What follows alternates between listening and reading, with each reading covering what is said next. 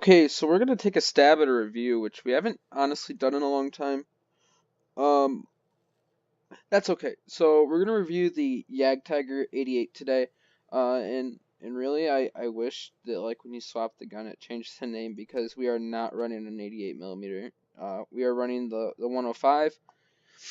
In my opinion, there's absolutely no reason you should run this gun. Like, there's just no root. I accidentally equipped it. Well, while we wait for that to load.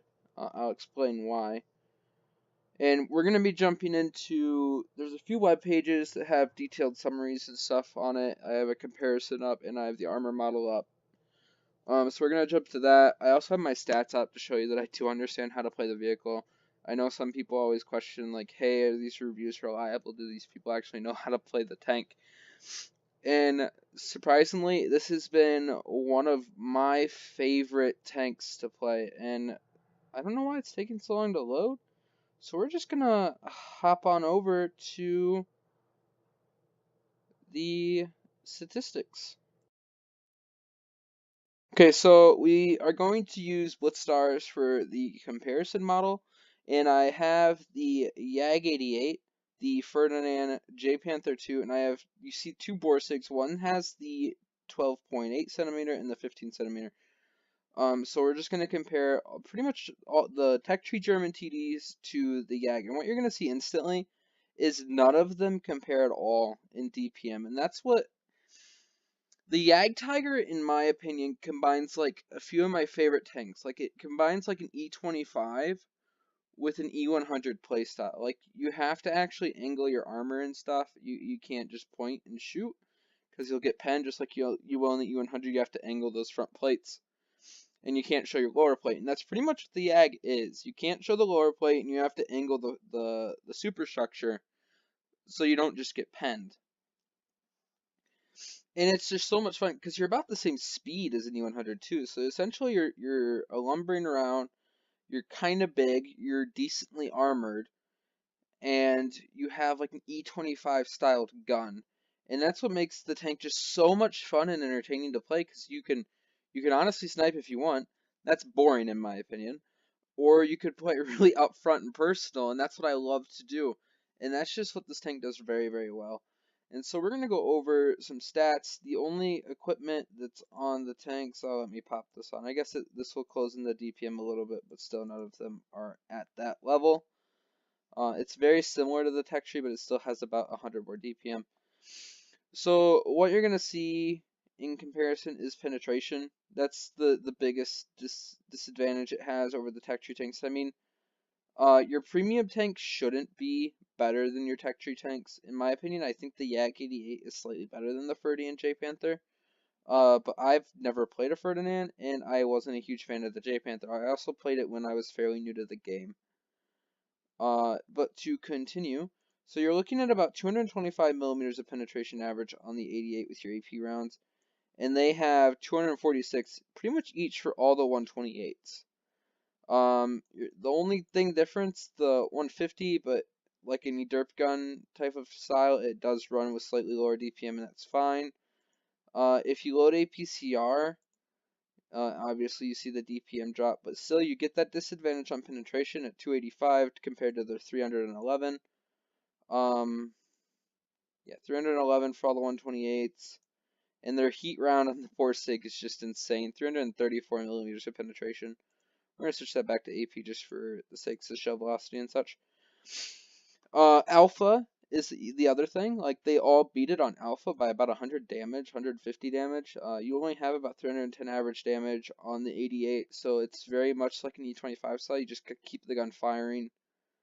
It's double the average damage of a E25 though, so that's nice.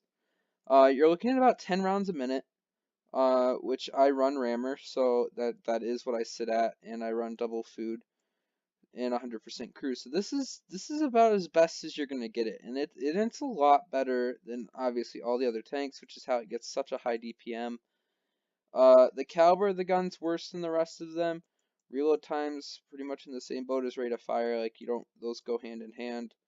But shell velocity, that's another huge thing. 1,100 meters per second on that shell velocity, and you have 920 is what the Tech Tree 128 is carrying, 645 for the Derpy gun. And that's just insane. It lets you pull off snapshots, and even if you're sniping, like the leading of a target, you have to do so little because just how fast that round actually travels. And the aim time is another thing. It's slightly better, slightly worse than some of the tanks. Like it doesn't have a disadvantage or really an advantage. And same with dispersion. It's better. It's definitely better, but not by a lot. Dispersion on rotation's the same across the board. But here's the fun part. You get 7 degrees of gun depression. The only tank that actually beats that is the Ferdinand, and the J Panther is the same amount. And then you have 15 degrees of gun elevation, which is better than the Ferdinand and J Panther and on par with the Borsig. So as far as the German TDs go, you're one of the most versatile as far as your gun arc and everything, which is 10 degrees and 10 degrees. The only thing that really beats you there is the Ferdinand. The Borsig we won't include in that because it's turreted. But the Ferdinand gets the 15-15. And with that, it doesn't sound like it, but sometimes like this extra degree over the Ferdinand for elevation is actually helpful, especially if they get slightly above you. We're gonna continue on. These stats aren't as important, but like I said, it's slow, but it's not the slowest tank. Like 38 kilometers per hour, sorry, isn't that bad. And 12 kilometers reverse speed isn't bad either, which is the J Panther's reverse speed as well. But the only Tech Tree German TD faster than you is the J Panther. I mean, that thing's pretty fast. So the comparison there is also hard to point out. You're looking at about a 10.9 horsepower to ton ratio. Still, like you can see, as far as maneuverability, it is like a tier 9 Jagdtiger. Like you're gonna be outclassed pretty much every time. And then your terrain resistances are okay, but still most of them are better than you. And your traverse speed's still pretty garbage. The Ferdinand's slightly worse as far as terrain resistance and traverse, but still you're a big slow Jagdtiger when it comes to traversing and getting up and go. So that is to keep in mind. Credit coefficient's decent. It's about average for a lot of the tier 8s, 171%. Your view range is decent, same as most of the other TDs. And your HP is really nice, same as the Ferdinand. 1400's really nice chunk of hit points at tier 8 for your tank destroyers. And this is where it gets interesting, this armor profile. I'm not sure why it's including turret armor. I'm just gonna ignore that because this is really what we look at. And it pretty much beats all the other tanks. The only thing, the Ferdinand has equal side and rear armor, but you have 50 more millimeters of frontal hull armor, and that's because you are a tier 9. Let me add it real quick. I think it's the same. We'll jump to tier 9. We'll add the Jagdtiger. I think its armor profile is the same, and it is 250, 80, 80. So you are a Jagdtiger hull drop down a tier. And it does make it pretty fun. And just to show you, this is my performance in it. I've played about 193 games. And I've kept almost a 68% win rate in that 3,512 WN8 with that 2,044 average damage. The tank's just really fun. And what I want to go over real quick is the angling of the armor before we jump into a couple games I have. I actually think I might have 3. I haven't decided if I'm going to use the one from the stream or not. I might just have you go check out the stream if you want to see it. It's the very first game in the stream, so I'll probably just link it in the description. But here we go. So as you're going to see, this number up here that's going to show up on the right, it's only about 268 millimeters thick, 250 to 260 with the angling. If you're using all your gun depression, you're still looking at about 276. So most tanks, as you saw, especially the premium ammunition, is gonna pen this. Like, there's no way you could just look at a tank and not get penned. So what you're gonna do a lot of times is when you think you're gonna get shot at, you're gonna back up and then start to turn. And if you could juke it just fast enough when the shell comes in, they're looking at like 350, 800 in spots, 360. You're starting to pull in the spaced armor on the mantlet, which is going to be hard to go through. So this is a decent chunk of armor right there that you have to go through. Even the front plate gets up to 300 at this point. And it's pretty angled, so sometimes you pick up a bounce just because of the angling. You do have this weak spot here. I do believe this is a decent weak spot. You can pen. I mean, you could pen the front plate with most of the tier 8 tanks. And the lower plate's butter, so that's always free to go through. The sides and rear, you honestly will never get bounces off of. You can't even like angle it slightly. The side scraping potential's kind of there, but it's so easy to over angle. Like you have to keep such a small angle here, and at that point you can still just shoot the front. So you want to always hide this lower plate, use as much gun depression, and keep reversing when you're not going to get shot at, because you're pulling off decent armor as long as you're angling the tank as you back up. And a lot of people use auto aim, so it's going to focus on the tank, and then once you turn, it's still going to be focusing up here when they shoot and stuff, and you're going to pull out that shot into this really angled armor a lot of times. Just like you can with the super Pershing, get those super angles like that, and people will still shoot at it and bounce. Overall, the Jagdtiger is just a lot of fun, and you can bully tanks, because if you can get those tricky angles and get the bounces on the mantlet and stuff, keep the lower plate hidden, and keep this angled, and people aren't tapping that 2 key or tapping the premium ammo button, since this is also mobile, they aren't going to go through. Like, it's 300 millimeters of armor. That's not a standard round penetration for tier 8s. Tier 7s you can absolutely bully. They don't really get premium ammunition that high at all. And I think now we'll just jump into some games, and I'll show you gameplay.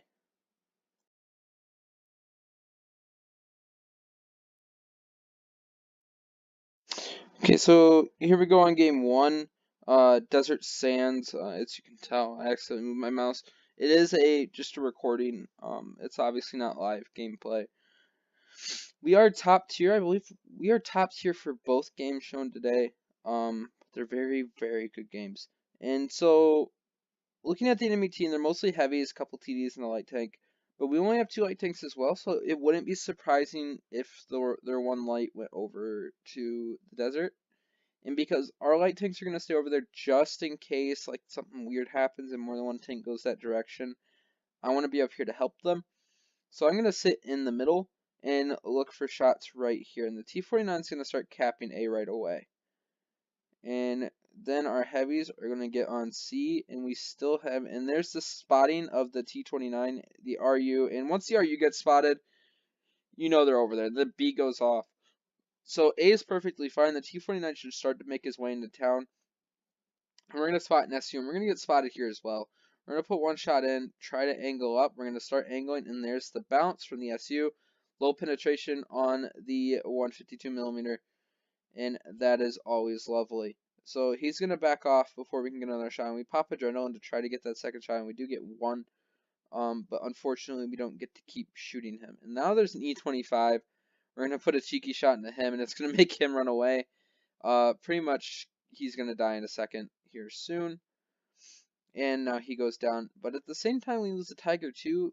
So the trade's not very even, E25 for a Tiger 2. I'm going to turn here because this guy's getting pushed on really hard. I'm going to shut down the RU.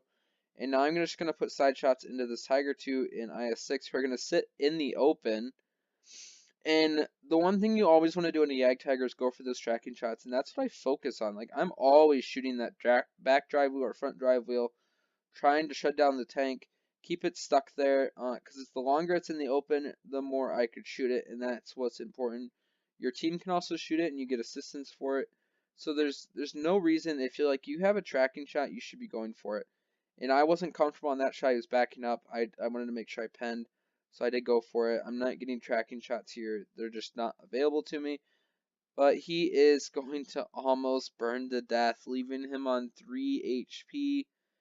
I'm going to turn this corner. We need to kill the IS-6.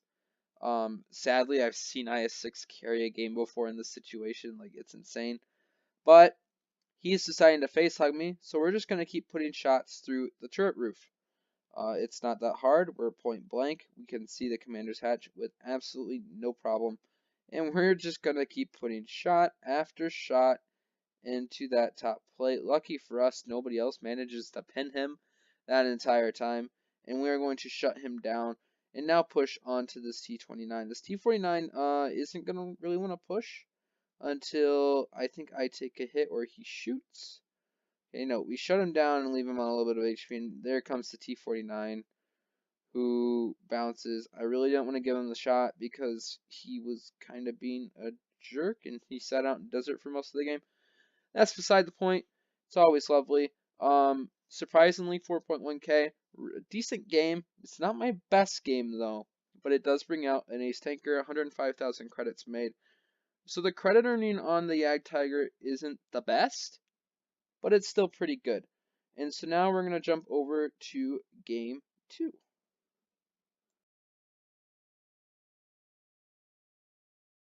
Okay, game 2 is on Fort Despair, and this time it's Supremacy again. And once again, we are top tier. I have a game somewhere, I don't know where it is offhand, where we are bottom tier and it's an ace tanker. I'll try to find it and put it up as a separate video and then link it in like the comments or something. Or I'll just do commentary on it and talk about and just attach it to this in some way, shape, or form. But we're going to start off here and we are going to go over and look for shots. And I believe I'm going to go towards the mid. So as far as our tank lineups, we're both heavy focus on each team. So it wouldn't surprise me if there's a huge push in the C, and that's where our heavies are going. And I want to make sure nobody gets B or A.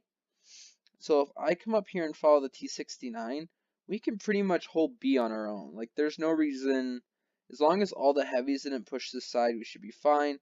We light one of their TDs up on the ridge there. It is the T25-2. And the other TD gets lit there as well. So we know they're pretty much focused on C. Now that C is going off as well, I did just now realize that there's 2 tier 6s in this game. I didn't notice that before, but that is okay. And we have side shots into all of these tanks now. The VK isn't going to get a good shot into me. I'm just going to push forward, focus on him. And there is just an abundance of targets. I'm actually having a hard time deciding what I want to shoot at. The VK is an easier shot, so I'm just going to focus on him. Looking for the track, I do connect, but he has a repair kit, and he is going to make it to safety. So I'm going to push up here a little bit further to get this opening, put one into the IS, and I'm going to slowly start to back up because then I'll have shots on these tanks. And even though I shoot at the M6, I didn't realize it was an M6. I'm going to shoot for the KV4, and it's going to connect on the M6. So kind of a lucky kill, but a lot less damage than what I was shooting for. I'm going to bounce off the ISU. That kind of made me mad, but it was a very, very well angled front. Like I probably should have pinned it regardless. I'm going to bounce off the lower plate of the KV4. Shot didn't quite go where I wanted it to go, and now I'm going to start taking hits, so this is where it's going to be dangerous. I need to start backing up here soon if I take any more hits, but I really want to hit that T-34-1. He's not going to poke out. I'm going to shoot the KV-4 instead. I'm going to take a shot from the T-34-1 and bounce the KV-4. I'm pretty sure the T-34-1's shooting Pramo because it's only having like 200 alpha, and normally you get like that 300 alpha. So I'm pretty sure he's been spamming Pramo into the front of me. I could be wrong. He could just be aiming in lower plate shots. And we're going to focus on him again, put another one in. And our team is absolutely evaporating. Like they're dying. I get a really sneaky shot into the back of the ISU there. And I'm going to look for one on the T25-2, and I do connect, leaving him on 17 HP. And now I'm kind of running out of targets. Most of them are in secure places where I cannot get shots into them. I try for the IS again, and I do miss. It was a bad shot. And one thing that's worrying me is where's the T-34-1? And there goes B. He shoots in behind me. He misses. I'm going to just take the hit. I'm going to back up. He does track me, though. That was really smart on his part to try to track me. Doesn't matter. I turn around, put a shot into him, and kill him. Now I'm looking for the T-25-2. He misses me. But now I know that there's going to be more tanks coming up on my right, so I'm going to start backing up.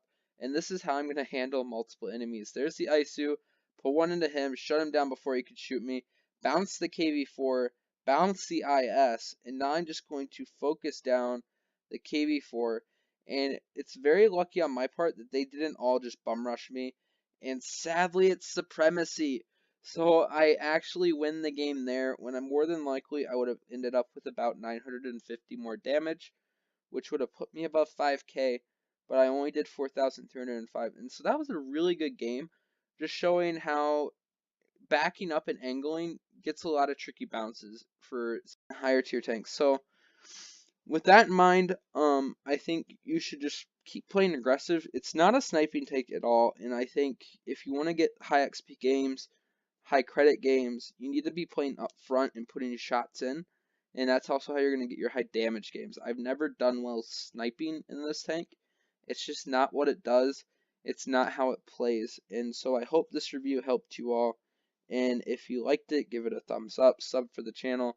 If you didn't, tell me why in the comments. Hopefully I can make the next one better, and I hope to see you all on the battlefield.